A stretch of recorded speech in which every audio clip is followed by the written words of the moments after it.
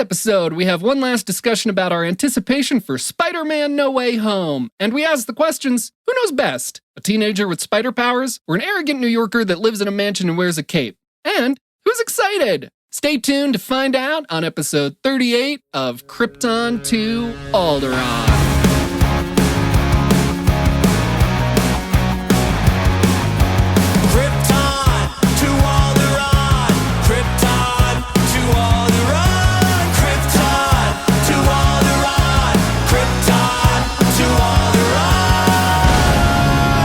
Welcome, everyone, to Krypton to Alderaan, the podcast that's all a lot of simple tricks and nonsense. I'm Joey, your Star Wars lover, and with me is Royce. Hello, podcast. Robin. Hello. And Dr. Lorelei. Hi. Can you look at this rash? No. Gotcha again. That's actually written in the script. It sure is. And we're the podcast that talks all about nerdy pop culture stuff, but it's mostly Star Wars. First of all, I'd like to say, and I don't think I say this enough, in fact, I don't say this enough, thank you so much to everyone listening. I love this show. I love our discussions. I love the chance to chat about all this stuff with my best buds, and it's just so great that people like listening and care about what we have to say, or like listening and don't care about or any combination of those things. And that's all coming from this week being Spotify Wrapped Week, air quotes.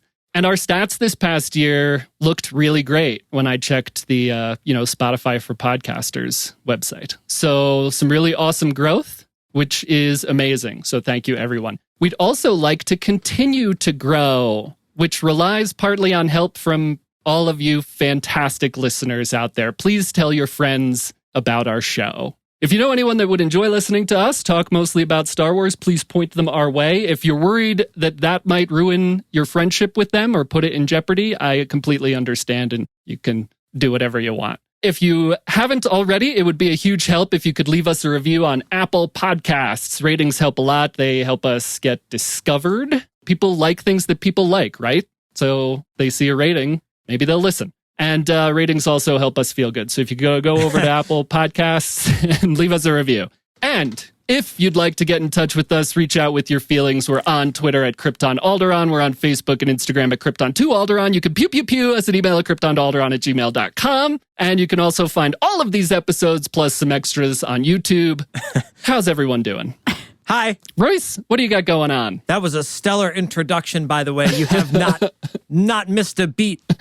Thank you. I'm going to take my What Are You Into segment selfishly to shamelessly promote myself. Because really what I've been into is just working on music. And I put out a song for the first time in like 8 months.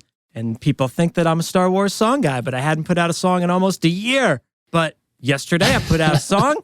And I was into that, and now I have nothing to do. So I got to find something else to do, probably eating Christmas cookies and watching Christmas movies. Nice. It's good to have goals. Robin, what do you got? Making Christmas cookies?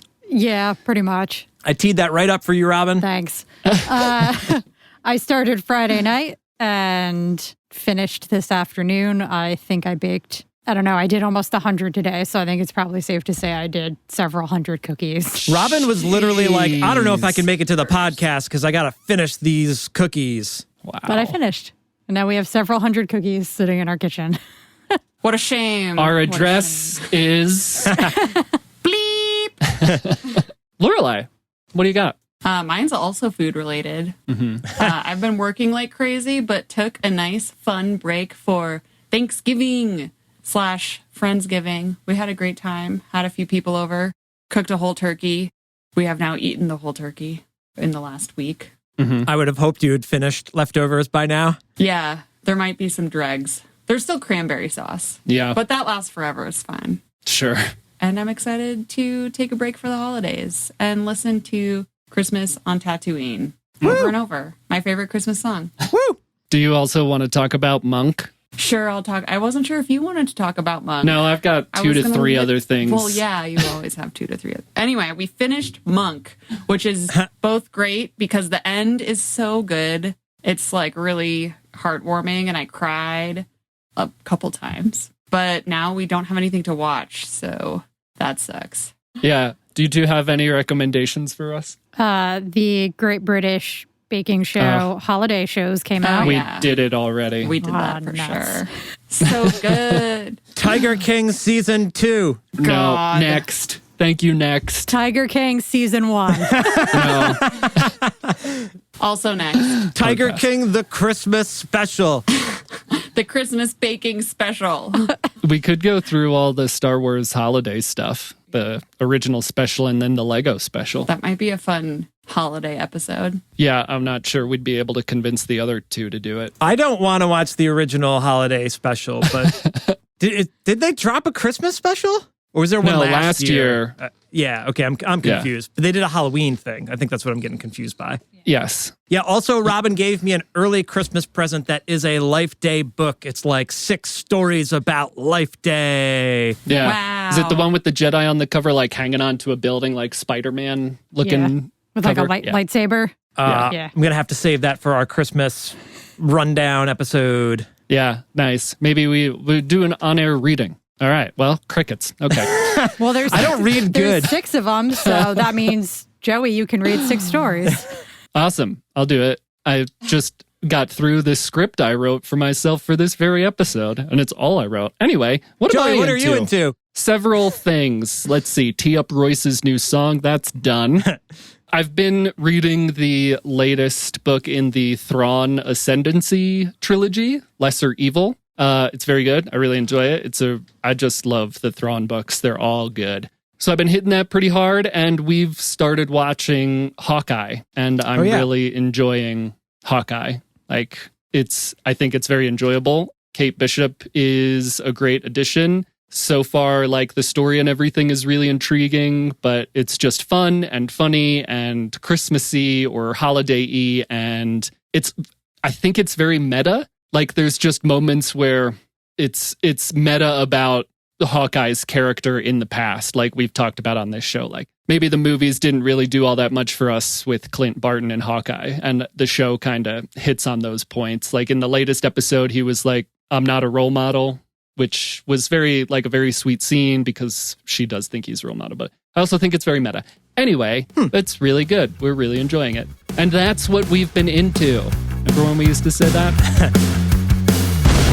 Okay, on this episode of the podcast, we are going to talk about Shang-Chi, and then we're going to get into the Spider-Man No Way Home trailer. So, we've started our phase 4 cinematic, what's the right word? Consumption, content consumption. So we've all seen Shang-Chi. So, what did y'all think of it? I have mixed emotions. I thought most of it was pretty good. I really hated the dad, which I know you were supposed to because he was just a terrible, terrible person. He kind of distracted me because half the time you're like, is he a good guy? Is he a bad guy? Every 30 seconds, Royce was like, I don't get it. Is he a bad guy? Is he a good guy? He wasn't totally evil. Sometimes he was and sometimes he wasn't. So that was a little bit distracting for me. And so was Awkwafina because I'm not a huge fan. Well, I have some counterpoints, but let's go around. What do you think, Royce? You on the same page with the dad character? Yeah, it's definitely confusing when you don't know who to root for or not to root for, but he was the anti-hero guy. You weren't supposed to root for him. I don't want to start off complaining about it. What I liked about it was I like that it's totally new. I had no preconceived. It's Spider-Man. I watched that when I was 5 in the 90s. I have no experience I don't even remember how to say the dude's name. I'm that new to it. Is it Shang-Chi or Shang-Chi?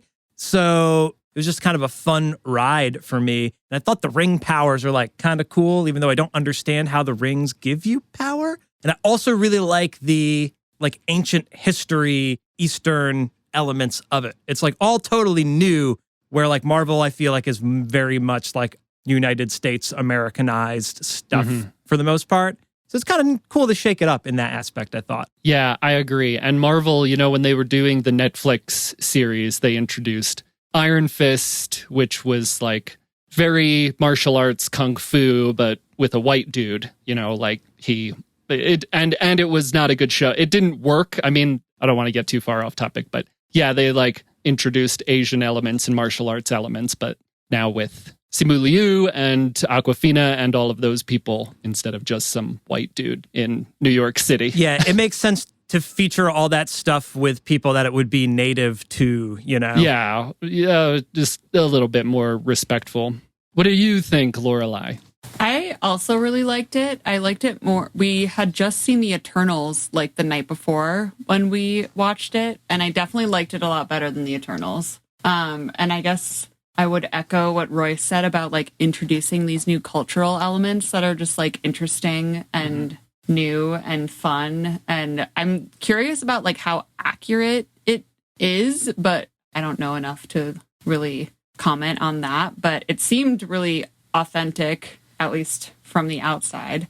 And I also really liked the fact that it was funny because it's about the rings, but it's not really about the rings. It's about like the mom's like magic, this like magical fairyland, which kind of adds a little bit more mythology instead of just being like, oh, you have these rings, so you have superpowers. So I thought that was a really fun aspect of it. Yeah, I also really, really enjoyed it. Like Lorelai said, we had just seen the Eternals. I like the Eternals.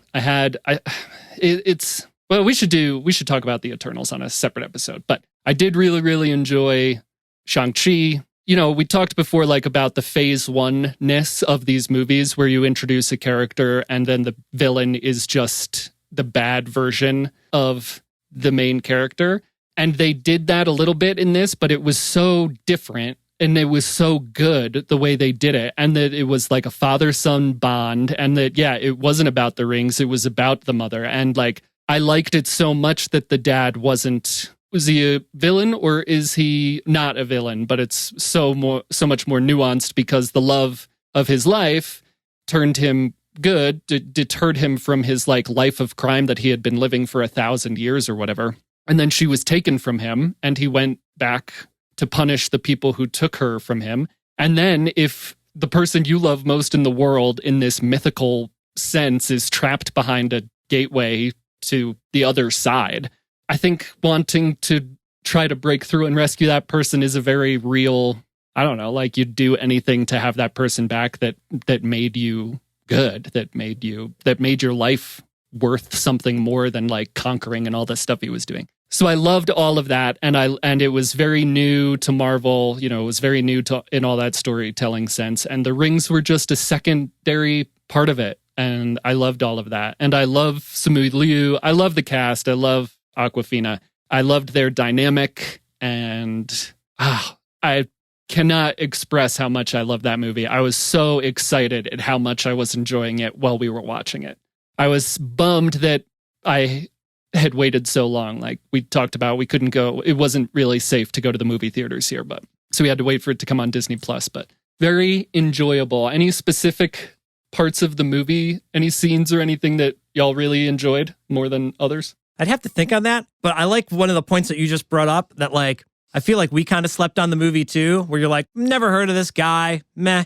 And then you watch and you're like, oh, that was actually like pretty decent. If you haven't seen it, you should probably go see it because it's not worth writing it off. Like they did a good job with it, even if you have no idea who Shang-Chi is, you know? Yeah, and that goes back to like the whole start of the MCU. You know, so many people, in 2008, the vast majority of people had no idea who Iron Man was, or Captain America, or, I mean, the Hulk was probably the most well-known comic book character out of that group.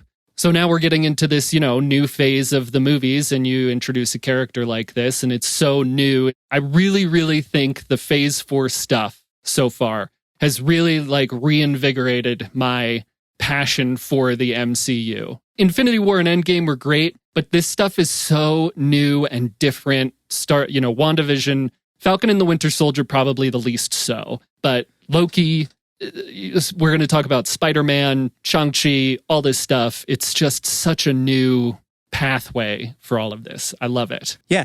And I would watch another one, like if they made a sequel, like now you're already familiar with him, so he can be like a regular, you know, talk about him at like the dinner table superhero that everyone's familiar with now. It was the same way with Doctor Strange. I didn't know anything about him. And then his movie was awesome. And now I'm like, he's my favorite superhero. I hope he shows up in all the other movies. And we can talk about that with Spider-Man as well. Yeah.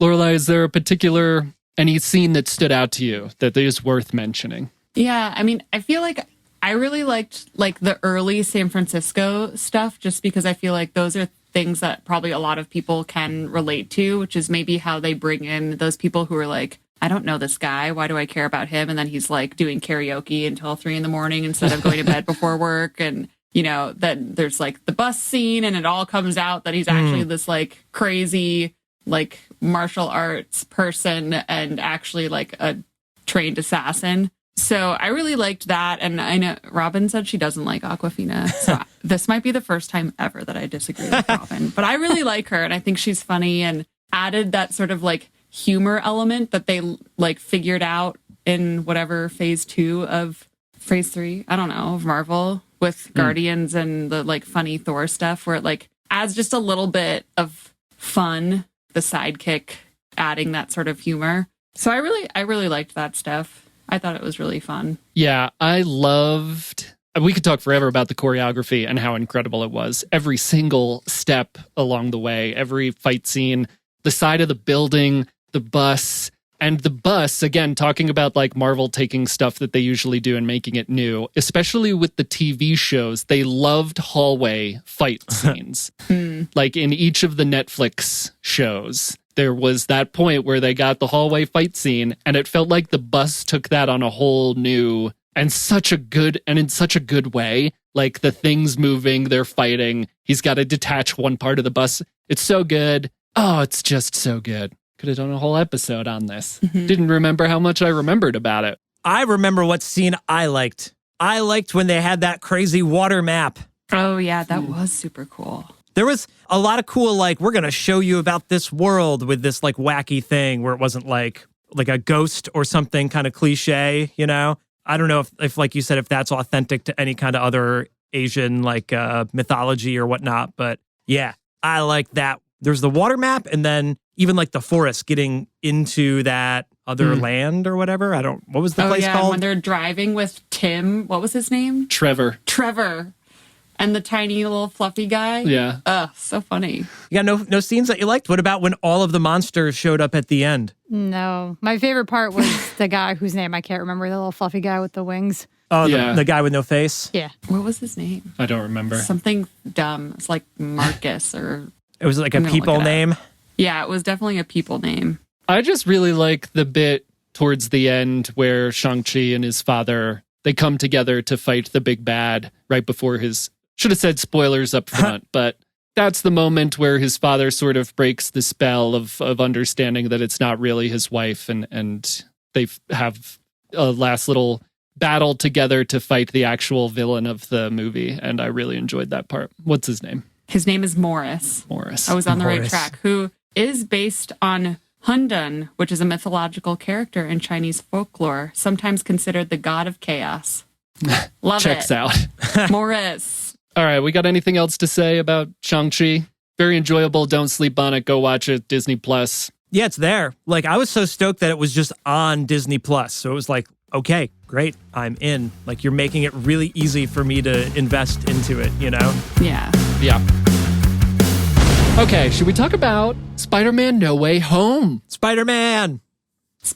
So before we get into a discussion, just all my cards on the table. I only watched the trailer that came out 2 weeks ago. The one where the villains start showing up and Doctor Strange is like, you botched the spell, Scooby-Doo this stuff. I haven't watched any of the like little teaser blips of stuff past that. Because I just can't. They did this with Shang-Chi. They like showed too much of it. They showed too many trailers and clips to one point where the last thing about Shang-Chi I watched before it came out, they showed the dragon. And I was like, why would you have done that? Like, that's a big reveal. Anyway, so I don't want any of that to happen for Spider-Man, so I've stopped watching stuff. So my knowledge is only going to be up until that trailer. Has anybody else watched? I think I've seen everything, but I don't know if there's anything of that kind of spoilery realm that's not already in the main trailer. So I think we're all on the same page for the most part. Got it. Robin, it's super fresh in your mind.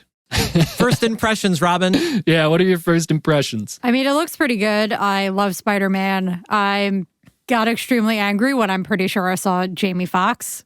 Why? Because they're bringing everybody in. What a horrible character, though. I would argue a lot of the villains, though, are kind of horrible. Oh, yeah, but he was arguably the worst one. And we're going to bring them all in except the worst one. I mean, yeah, the movie that he was in was not a bad movie, in my opinion, but there were so many villains, and most of them were not great, but he was the worst of the not great. I think that was actually the working title for the Spider-Man film.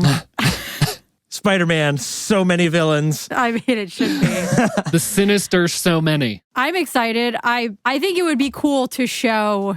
I mean, I'm not super familiar with any other villains other than what's been in the movies, but I think it would be cool to show new villains, new characters, instead of just like, hey, it's Green Goblin and what's Jamie Foxx, Electro? Yeah. Electro and Green Goblin and Doc Ock. And Sandman. That's what it is, though, Robin. Yeah, please, there have to be dig. I do think that they're going, well, I think that this movie is setting a lot of that up. Usually, like we've talked about before, when you start cramming all of these villains into one superhero movie, it just hasn't worked out well in the past, in my opinion. But I think the really interesting part of this is that this Peter Parker is such a good version of Peter Parker that when he learns that those villains are destined to die fighting Spider-Man, that he's not going to let that happen. That trailer sets up the idea that Peter Parker learns that those villains die fighting a version of Spider-Man.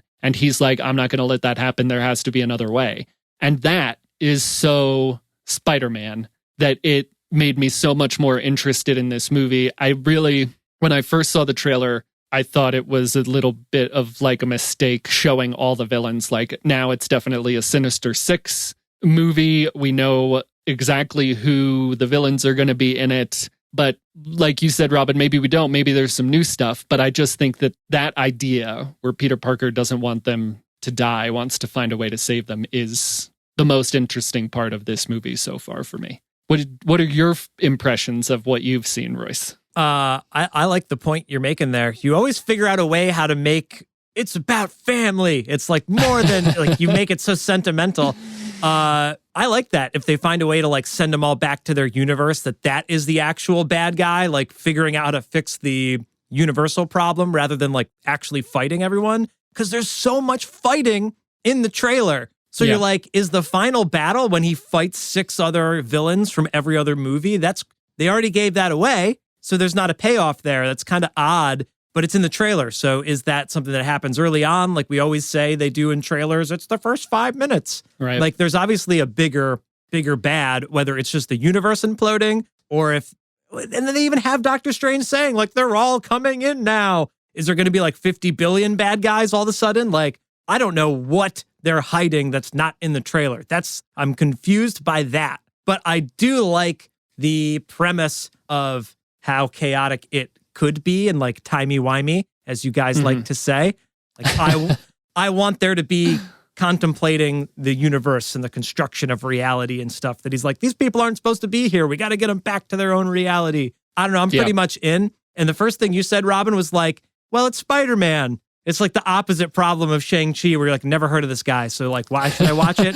They're like, of course I'm going to like it. It's Spider-Man. So yeah. How could they screw it up? It's got to be a home run. What do you think, Lorelai? Yeah, I think it's funny because we were just talking about how Marvel is doing like all these new exciting things, right? And this is the opposite, Polar right? Where opposite. they're like, yeah, let's do the same thing we've always done. And also like bring back the same people and like play on people's nostalgia and also kind of make fun of ourselves for remaking Spider-Man 14 times. Oh my gosh. So good.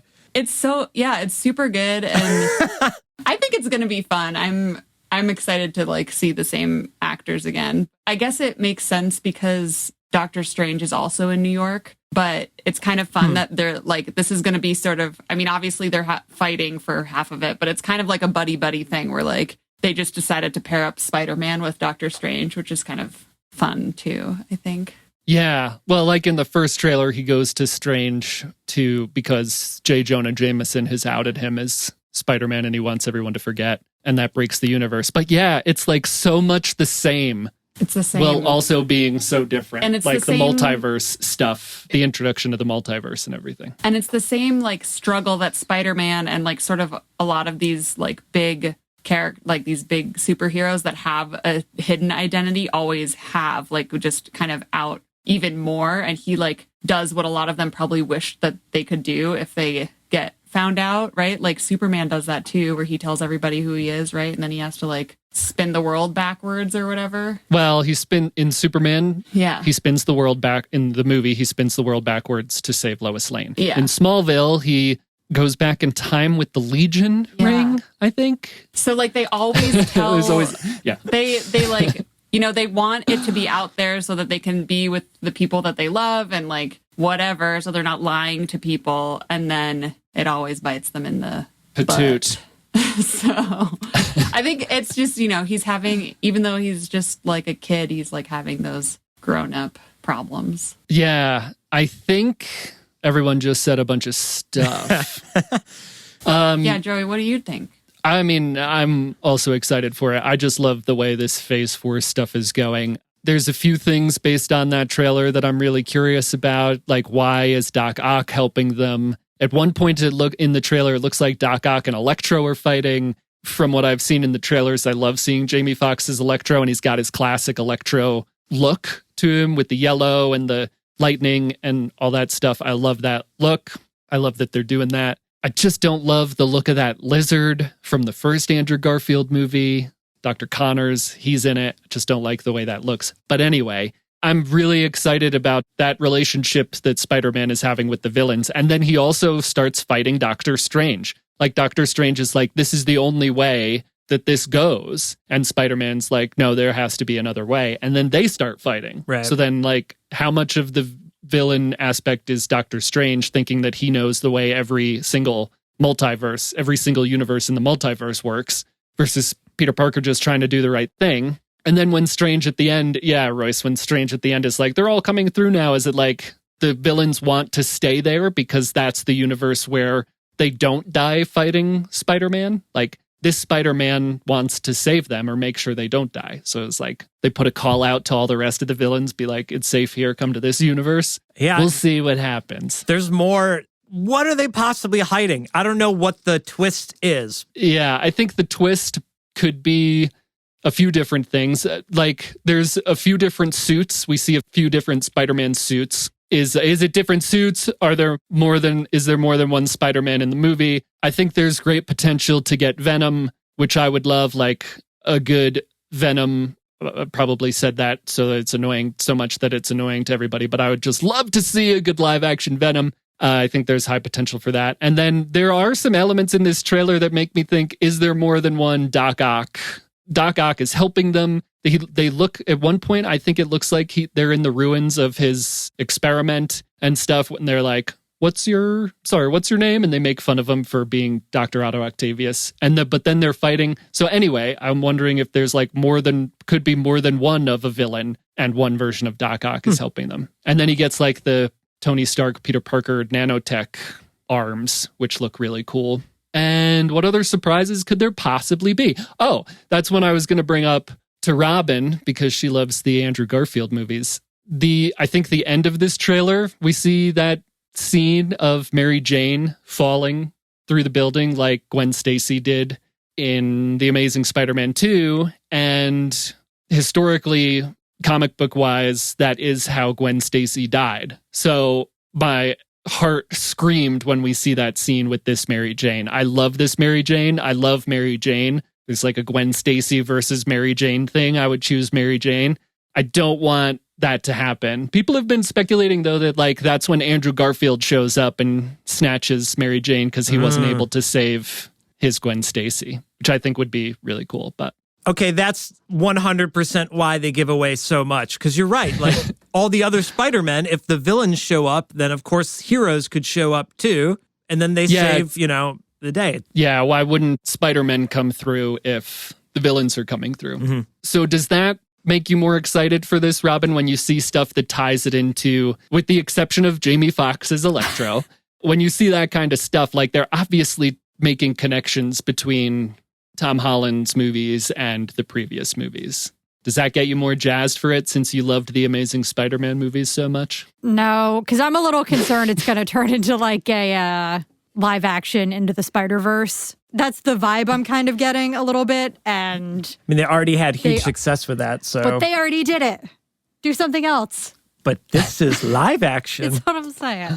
Yeah, I mean, it's different. It's like, obviously the multiversal stuff, the multiversal storytelling is very similar. And there's a lot of Spider-Verse stuff, and the Spider-Verse has been very popular in the comics, and that movie is incredible, and I love it. But, there are some differences, and I understand why they'd bring it to live action. And again, this Phase 4 stuff seems to be all about the weird cosmic multiverse stuff. Like all of these characters that we know are breaking the multiverse. Wanda, Loki, and now Spider-Man and Doctor Strange. So I just think it's like the trajectory of the entire phase. And it's interesting, like all the villains are coming through instead of all the Spider-Men. I think it looks great. I can't wait. And we haven't bought tickets yet because we don't have to worry about that kind of thing here. But yeah, I'm excited for it.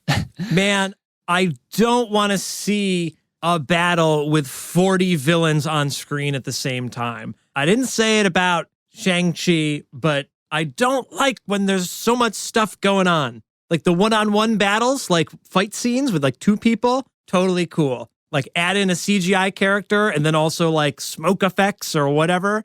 Then I want to go down the Joey route and just like give me the story with the family and the love and the heartbreak. Because that's what a lot of the scenes in the trailer look like. There's like buildings falling over and like the Sandman. Like that's too much, too wild for me. I feel like I sound maybe like an old man yells at cloud right now. But like they rely way too much on that being the third act of every movie. It'd be nice to not have every like, can we get away from that trope in Marvel movies? I would appreciate that. You know what? That's a great point. It would be great if that was in the second act. If that was in Act 2, and then Act 3 was all about like trying to protect them and save their lives. I think it's about storytelling where like in Tobey Maguire's Spider-Man 3, I don't appreciate all that much. And there's like several different villains. And I think the story aspect of it was not great. Whether I can't remember if like they rushed it and Sam Raimi had to put it out quickly or if there was a different director. Anyway, but this with the idea that like the villains are teaming up to fight Spider-Man because Spider-Man and Doctor Strange are trying to send them back. I think that's where the potential for a really good story comes in. That if they like that climax is in Act 2, then they could move on from it in Act 3 and it could still be good even though there's 6 or more villains in the movie. What do you think, Lorelai? Is there any kind of speculation we can do or something we're excited to see without getting like too, speculation, but we're not going to be pissed off if it doesn't happen. Let's put it that way. That's all of my speculation, Joey. Yeah, I know. I'm really excited to see the interaction with Doc Ock. So far, I'm really excited for that because he's got to be like the first one that they interact with in a positive way, and maybe he's trying to help them throughout the movie. He's smart enough to help them pick up the pieces, maybe. Yeah. Because he's like, you're not the Peter Parker. We need to figure this out. I got to go kill the real Peter Parker. Get me out of this universe already. And I think maybe that's the third act is they pick up all those pieces and they try to go back to their own universe, but they end up blowing it up instead.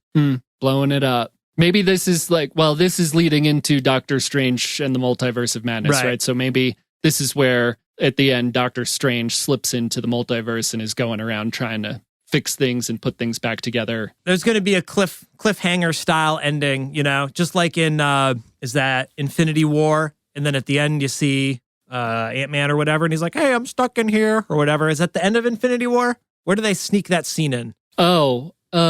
He's trying to get out, but everybody else was... Maybe at the end of Ant-Man 2, a post-credit scene in Ant-Man 2. Yeah. That's it. Yep. Yeah. Something like that, where you're like, okay, that's going to tee up the next one whenever that's out. Yeah. So regardless of it maybe being a Spider-Verse movie or too many villains, is based on the trailer you've seen, Robin, is there something you're excited for? Or is there even like a villain that you know of that you'd be excited to see that wasn't in the trailer? I'm excited in general just because I love Spider-Man and I think Tom Holland does a great job. I'm just hoping it's not too villainy is all. Yeah. Would you be excited to see Andrew Garfield reprise, put the suit back on, or are you not into that idea? Yes and no. I think it would be cool. I would love to see it, but I also would hate to see it. I also kind of just want them to Dude, prepare yourself, Robin. I think there's going to be a lot of scenes where you see the guy from behind, right? And then they do this, and they yank off their hoodie, and you're like, oh! You're going to wonder who it is for a second. You're like, who it is? Who is it? This Spider-Man or is it that Spider-Man? And then you realize it's Miles Morales or whatever. I also really, really, really, really do not want them to have Tobey Maguire because what a trash franchise. Oh my goodness. That's my opinion. Hot Maybe you want to sit this one out. Yeah, let me know. Lorelai, is there a particular thing you're excited to see more than other stuff? I don't know how to word the question. Yeah. I mean, I think I'm on Robin's page where it's I'm generally excited, but I don't have a favorite Star Wars or a favorite Spider-Man villain. Tom Holland is my favorite Spider-Man. I'm generally excited for the movie, but I'm not super excited for any particular bit. The Kingpin. No, they're saving Forgot that about him. for something else. He's the only other one I could think of. Yeah. He's coming up in another Marvel thing. Really? I don't want to spoil it for anyone listening. So, Got it. great. In conclusion, we're excited, but we're also not very excited. So, there you go. Is that good content? Okay, so the surprise question cannot be, who's your favorite Spider-Man villain? Probably not. I wouldn't recommend it. Was that your question? This is a good learning experience if that was the question. You got to have a backup. Yeah, now I know. I feel like sometimes it happens when somebody asks the question and you're like, I was going to ask that later. Or we should create a system where we can all submit questions and then we randomly select it out of a, generator machine. And that way it truly is a surprise question. For everybody. Yeah. Okay, let's set that up. And I'll cut out little tiny pieces of paper and I'll get one of those bingo things. We'll do mail it you that a way. box full of tiny pieces of paper with suggestions. I'm surprised we haven't thought of And this already. cookies. And cookies. Perfect. Okay. It's surprise question time. Surprise question time. Let's get excited about Christmas cookies. What's your favorite Christmas cookie? For anyone listening, Lorelai just came up with that question on the fly because I had a bullshit one that no one wanted to answer. So, You're welcome. Joey, Favorite- what's your favorite Christmas cookie? You can go first this time. is it considered a Christmas cookie? I mean, my just favorite cookie of all time are the Italian rainbow cookies, the 3 different layers with the jelly in the middle and the chocolate on the outside. That's just my favorite thing. We have them at Christmas, but I also have them at any point in time in the year when I can find an Italian bakery. So I guess that's my answer. And you know what? I'm excited for it. And you know what? Just the right amount of villains. 3 layers, 3 different colored layers, jelly, chocolate, just the right amount of cast and crew in that cookie. Robin, what's your favorite Christmas cookie to eat? What's your favorite Christmas cookie to bake? It would probably be the same. That's good. We're short on time. Kind of gingerbread, which I didn't start making until 3 or 4 years ago, but now I make them every year and I'm the only person who eats them. My favorite Christmas cookie is not gingerbread. Although I would say, similar to Robin's answer, if you're going to let me have 2, Joe, it's not my favorite to eat, but I enjoy that gingerbread is the cliche Christmas cookie. That makes sense, if you're it's Halloween, so you have that Halloween candy corn. Everybody loves that, right? It's cool that it has its own cliche cookie, but I don't really enjoy them. Robin, I love that you bake lots of cookies and the house smells amazing constantly because of it. But I don't like the gingerbread, but I do love your Michigan rock. I've already had 2 today, and I'll probably have 2 more after this podcast, and 2 more every day until they're all gone or Robin makes more. Love you. Okay, I have a couple of follow-up things. What is that? I've never heard of a Michigan rock. What is this cookie? It is one of those family recipes that if I told you the whole thing, I'd have to kill you. I see.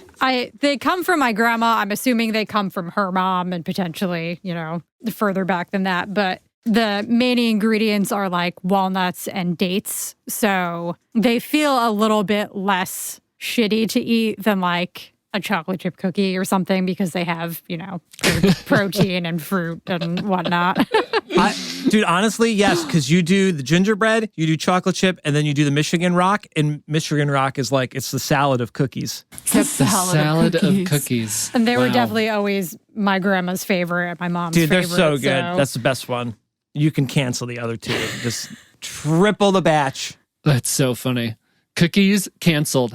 I was also going to say, I really thought Royce, when he started this, I thought he was going to say, I don't like gingerbread, but I love that gingerbread. Robin likes gingerbread. But he didn't go that route. And now he's said to cancel them. Yep. Gingerbread's canceled. Well, then you also have Laura- like gingerbread houses, gingerbread men, or gingerbread people, as that whatever that Christmas movie we watched last night was touting. It's got a really good branding behind it. Michigan Rock, we got to work on the branding, dude. No, I think. Yeah, why is it think called we'd be rock? killed. Are they hard as a rock? I think it's because if you put enough ingredients in, they look like rocks. They're very mountainous.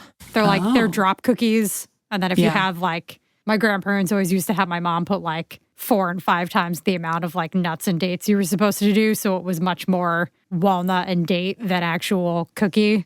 And they literally looked like rocks, which I would guess is where the name comes from. Listeners, if you've made it this far, let us know if you have heard of Michigan Rock cookies. Lorelai, Yes. what's your favorite Christmas cookie? Well, I think my favorite Christmas cookie is not gingerbread, but gingerbread is definitely the most fun to decorate, right? Like it's an activity. But my favorite one It's to more than a eat- cookie. I know. It's a whole thing. Branding. Yeah. What my family calls Russian tea cakes, but I think are also called Mexican wedding cakes. They're not actually cakes, but they're like also walnuts, but not healthy at all. It's like mostly walnuts and butter and powdered sugar, and you bake them and then you roll them in powdered sugar twice. And they're so good. They're super buttery and really yummy. And I love them. And then you get powdered sugar everywhere and you have to be very careful not to inhale when you eat them. But Yeah, it's if very you good. inhale when you eat them, you will die. choke. Yes. Worth it. Listeners, let us know what your favorite Christmas cookies are, or holiday cookies, whatever you celebrate. If you eat a cookie, tell us about it. What cookies do you want to show up in the end of Spider-Man No Way Home? I was trying to think of some other puns there, but I'm going to leave it at that. Thanks for listening to the show today. Reach out to us on Twitter, Instagram, Facebook, YouTube, Snapchat, whatever you social media with, Krypton2 Alderaan. Search that and you will find us. You could also pew, pew, pew us an email at krypton2alderaan@gmail.com. Thanks for listening to the show. I have been Royce. I've been Robin. I've been Lorelai. And I've been Eddie Brock. And we've been Krypton 2 Universe 616.